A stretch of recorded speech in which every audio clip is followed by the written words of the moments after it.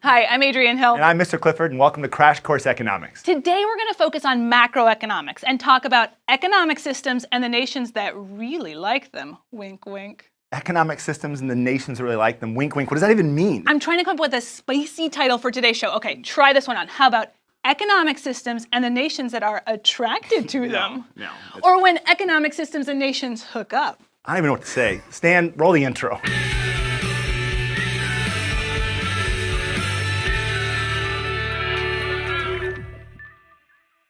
So to pick up where we left off, we all have wants. Food, cell phones, a good education, the $10,000 gold Apple Watch. But like the Rolling Stones tell us, you can't always get what you want. We don't have an infinite amount of resources like raw materials, workers, and time. So we have to make choices. Speaking of, who likes this? I'm gonna go change shirts. I'm gonna make another choice. So this shirt, it's way better, right? Anyway, we as a social order have to figure out three things. Number one, what to produce. Number two, how to produce it. And number three, who gets it. Answer these three questions, and you've got an economic system.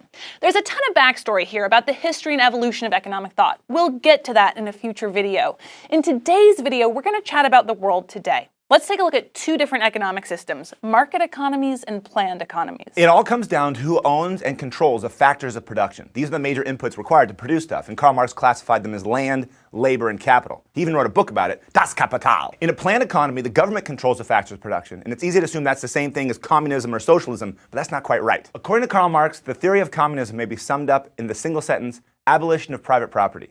So true communism is a classless society. When I say classless, I'm talking about a social order where everyone owns the factors of production and output is distributed equally. Kind of like China and Cuba and the former Soviet Union, except not at all. In practice, no country has ever truly been communist, but there's a lot of countries that are socialist. Often socialism has both private property and some public ownership and control of industry.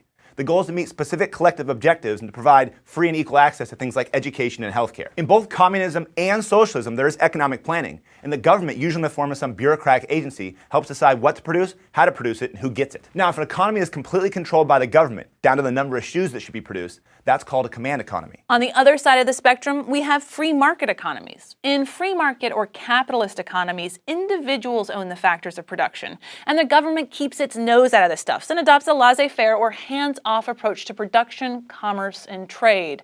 In free market economies, businesses make things like cars, not to do good for mankind, but because they want to make a profit. Since consumers, that's me and you, get to choose which car we want, car producers need to make a car with the right features at the right price. Economists call this the invisible hand. Ooh. If consumers prefer one company's car, that business will make more profit and have an incentive to produce more cars. Car companies that don't offer the cars people want will disappear. Maybe you've heard of the DeLorean? It was a cool looking car, but not a car that many people wanted to buy. Apparently it was expensive, underpowered, and poorly made. And it didn't actually travel through time. Anyway, this concept applies to all other markets like cell phones or shoes. Scarce resources will go to the most desired use, and they'll be used efficiently. More or less. After all, if a business is wasteful and inefficient or makes something that no one wants to buy, then some other business will make a similar product that's either better or cheaper or both. If there's no consumer demand for a product, resources won't be wasted producing it. We often take markets for granted, but look at the alternative. Assume instead that a government agency was in charge of deciding exactly which types of cars and cell phones and shoes to make. Do you think they could quickly respond to changes in tastes and preferences? If there was only one government monopoly producing cars, do you think they'd be produced efficiently? So the invisible hand of the free market is the idea that individuals and businesses meet society's needs when they seek their own self-interest. Competitive markets with profit-seeking businesses will have an incentive to produce high-quality products as efficiently as possible. In the words of Adam Smith, it's not from the benevolence of the butcher, the brewer, or the baker that we expect our dinner, but from their regard to their own interest. Now, it looks like the free market's perfect and we don't even need a government, but that's not quite right. There's a bunch of things the government must do because free markets won't. First is maintain the rule of law. We need laws and police and contracts and courts to keep everything orderly. Second, we need public goods and services like roads and bridges and education and defense, because goods can't get to consumers if bridges are falling down, and consumers can't make good choices if they're not educated, and no one really cares about buying the new iPhone if there's a bomb dropping on your head. Third, the government sometimes needs to step in when markets get things wrong. But what does that even mean? Well, let's go back to producing cars. The free market produces what we consumers want to buy, and when we buy, we're thinking about what a car looks like, if it's the color we want, maybe if it's safe, what it costs. Most of us aren't aren't worried about air pollution. We don't think much about who made our car, what they were paid, what the conditions at the factory were like. That's when government steps in to regulate production. In a free market economy like the United States, you might think that the government doesn't tell car producers what types of cars to produce and how to produce them, except that it does. Cars need to meet strict emissions and safety standards, and there are laws dictating how much manufacturers can pollute and how workers should be treated. And here's the big takeaway. Modern economies are neither completely free market nor planned. There's a spectrum of government involvement. For example, on one end we have North Korea. They have a command economy where production is entirely controlled by the government. On the other end we have countries like New Zealand. They have private property, few taxes, and few regulations.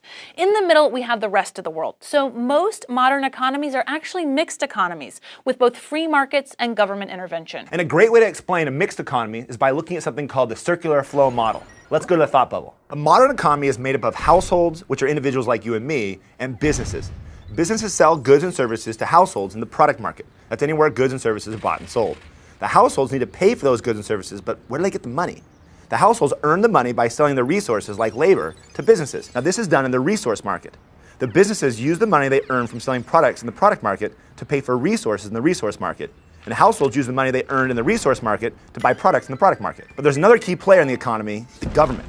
The government also buys products and resources. For example, they'll buy cars from businesses and hire government employees like policemen to drive them. The government pays for public goods like roads and bridges and public services like firefighters and teachers. They also provide transfer payments to individuals in poverty and subsidies to businesses to produce things like fuel-efficient cars. But where does the government get the money?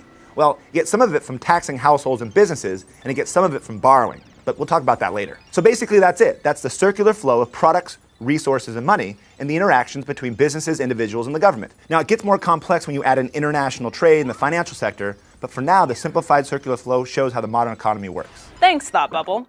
We've established that economies differ based on the amount of government involvement, but it's important to keep in mind that economies can change. Over time, Denmark and Canada have adopted more elements of a planned economy, like universal health care.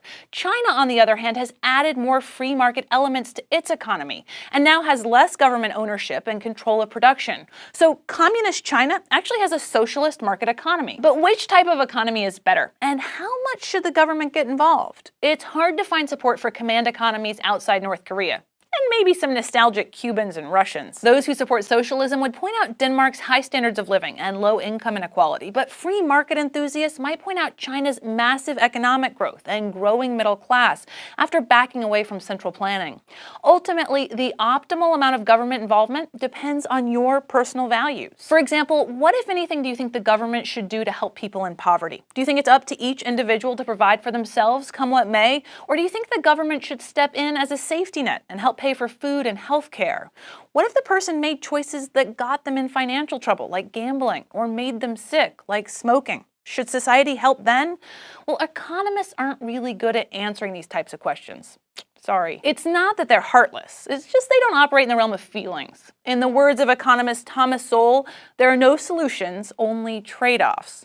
Sure, it would be great if we could end poverty or provide health care for everyone, but we're gonna have to give something up in order to do it. Forcing car producers to meet emissions and safety regulations will increase production costs and likely increase the price of cars. But it also reduces pollution and fossil fuel consumption, which will hopefully improve public health and save money in the long run. There is always an opportunity cost, and deciding if it's worth it, well, that's up to you and your elected officials. And a bunch of lobbyists. Deng Xiaoping transformed China from a country with debilitating poverty and famine to the economic powerhouse it is today. Regarding this debate, he said, "It doesn't matter whether a cat is black or white. If it catches mice, it's a good cat." Which makes me think about that green shirt. That was a good shirt. I'll be right back. So let's wrap this thing up. In practice, almost all countries are somewhere between the extremes of a command economy and a completely free market economy. That's because mixed economies seem best at handling the circular flow of goods, money, and resources. But the debate over free markets and government control will never end. Well, actually, it will end when humanity ends, because microscopic organisms don't divide themselves into factions based on economic theory. But anyway, that's why it's vital for you to be informed about the merits and the limitations of economic systems and be willing to support solutions that get the job done as opposed to getting stuck in one ideology.